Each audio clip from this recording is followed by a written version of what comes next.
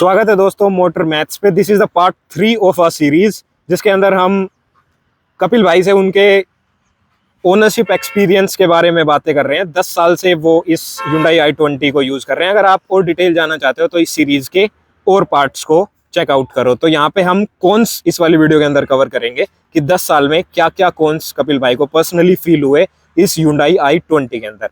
तो कपिल भाई बताइए हमारे व्यूअर्स को कॉन्स के बारे में। बिल्कुल भाई। तो कुछ एक चीज़ें हैं जो मेरे को लगती है कि बेटर हो सकती थी, या फिर आप यूं कह सकते हो कि टाइम के साथ साथ अब वो चीज़ें रिक्वायर्ड हो गई है। तो सबसे पहले उसमें मैं कहूँगा कि ग्राउंड क्लियरेंस इसका बहुत ज़्यादा ही कम है। तो बहुत बारी ऐसा होता है, हालांकि आजकल रोड अच्छे हो गए हैं और चीज़ें इंफ्रास्ट्रक्चर काफ़ी अच्छा है, बड़ी सिटीज़ में आपको ये चैलेंज इशू नहीं होता। पर जब हम रिमोट एरियाज में, या जैसे मैं अपने घर जाता हूँ, तो उस टाइम पे मेरे को फील होता है कि मेरे को बहुत संभल के चलानी पड़ती है ब्रेकर्स और गलियों इन सब में। तो ground clearance is one. Second, इसमें जो मेरे को लगता है कि जो मैंने आपको बताया, अंडर पावर कभी कभी फील होती है। जब कभी या तो आपको एकदम से पुश चाहिए होता है इनिशियली, या फिर आपको हाई स्पीड पे जब आप जा रहे होते हैं हाईवे पे, तो sometimes I feel that it is under power. तो वो है सेकंड। थर्ड, इसका लाइट का थ्रो भाई आई थिंक और बेटर हो सकता है, क्योंकि रात के टाइम जब मैं इसको ड्राइव करता हूँ तो चैलेंज होते हैं। और आजकल तो वैसे भी बहुत इनोवेशंस आ गई है लाइट वगैरह में, तो आई थिंक ये हो सकता है। और मे भी अब जो गाड़ियाँ आ रही है i20 की, उसमें शायद चेंजेस भी हो। एक चीज़ और है भाई, इसको कुछ लोग एज ए कॉन्स लेंगे, या कुछ लोग as a perks of having an Hyundai, इस तरह इसको रिसीव करेंगे। तो वो है इसके पार्ट्स की और सर्विसिंग की कॉस्ट प्लस माइलेज। तो आपका ओवरऑल जो रनिंग कॉस्ट है वो इसके कॉम्पिटिटर्स स्विफ्ट बलिनो उनसे ज़्यादा पड़ता है। रीज़न बीइंग कि माइलेज कम देती है because of the kind of driving experience it offers. और इसके जो पार्ट्स हैं, जैसे कभी मेरे को कुछ सस्पेंशन से रिलेटेड इशू आया तो मैंने वो पार्ट चेंज कराए, मेरे को रिलेटिवली महंगे लगे, क्योंकि अदर ब्रांड्स में वो थोड़ा सस्ते मिल जाते हैं। प्लस इसके 17, 18, 19 के दौरान मेरे को बहुत सारे मेरे फ्रेंड्स हैं जो क्रेटा और अदर Hyundai कार्स ऑन कर रहे हैं, तो उनको ये चैलेंज आया था कि उनकी पेंट निकलने लग गई थी गाड़ी की, स्पेशली रियर सी पिलर से।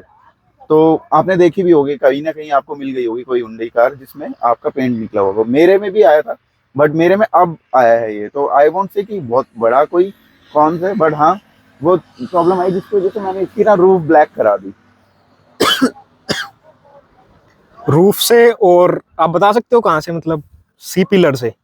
सी पिलर पे मेरे में नहीं आया था, मेरे में भाई बस रूफ से यहाँ से स्टार्ट हुआ था, इस जगह से।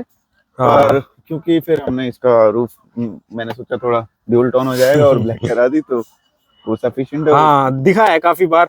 यहाँ से थोड़ा करेक्ट, यहाँ से और पीछे से भी। करेक्ट, यहाँ से आपको यहाँ से मिलेंगी बहुत सारी गाड़ियाँ। हाँ हाँ, यहाँ से ये मेजोरिटी सब में, मतलब हाँ। यहाँ तो देखने को मिलता है थोड़ा। वो एक फेज था शायद, अब इन लोगों ने इम्प्रूव किया हो। हाँ बिल्कुल भाई, 2-3 साल तक था वो, 17 से कह लो कि अब जो गाड़ियाँ आ रही है उनमें वो प्रॉब्लम हो सकता है 5 साल बाद दिखेंगी। हाँ बट आई थिंक वो काफी मेजर था और हाईलाइट भी हुआ था, तो वो गया बिल्कुल था उनके पास, मैनेजमेंट के पास Hyundai के। तो आई थिंक उस पर कुछ ना कुछ इंप्रूवमेंट होगा। एक छोटी सी चीज मैं कहूँगा, ब्रेकिंग में मेरे को कई बार ऐसा लगा है कि ब्रेक इसके ना एक तो स्टिफ हो जाते हैं, मैं लगाना चाह रहा हूँ लेकिन लगते नहीं है। पर बहुत ज्यादा फ्रीक्वेंट नहीं होता, once in a blue moon होता है, बट हाँ ऐसी सिचुएशन मेरे साथ हो चुकी है।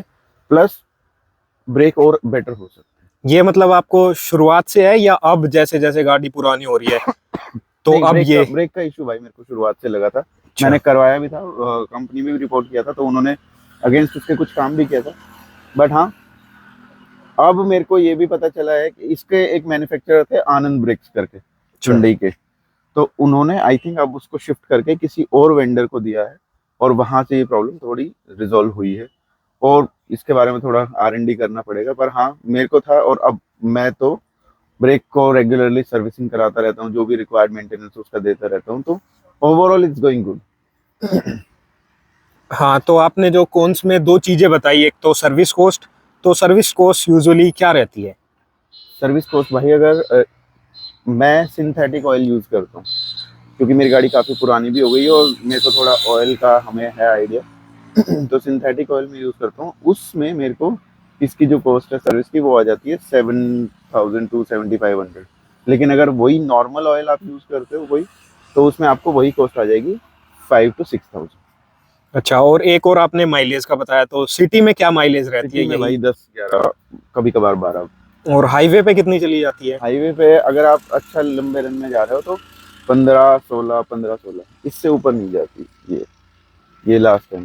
पर मैं ऑनेस्टली उसको एज ए कोई नेगेटिव पॉइंट नहीं ट्रीट करता भाई, क्योंकि मेरे को ओवरऑल एक्सपीरियंस अच्छा मिल रहा है, एक रिलेटिवली सेफर गाड़ी मिल रही है। क्योंकि बहुत बार ऐसा हुआ है कि पीछे से कोई बाइक या कोई ऑटो आके लग गया एंड जो साउंड अंदर आया उससे ऐसा लगा कि मेरे को नुकसान हुआ होगा, पर बाहर आया तो बिल्कुल सेफ थी गाड़ी। तो उसका मैं उसको मानता हूँ कि वो उसके वर्थ है, और वो देने में मेरे को कोई ऑनेस्टली बुरा नहीं लगता। थैंक यू कपिल भाई, अपना ये ओनरशिप रिव्यू शेयर करने के साथ हमारी ऑडियंस के साथ। बस यही था इस वाली वीडियो में दोस्तों। अगर आपको ये वीडियो पसंद आई हो तो लाइक करना, शेयर करना, सब्सक्राइब करना, और मिलते हैं इसी सीरीज के एक और नए एपिसोड के साथ में।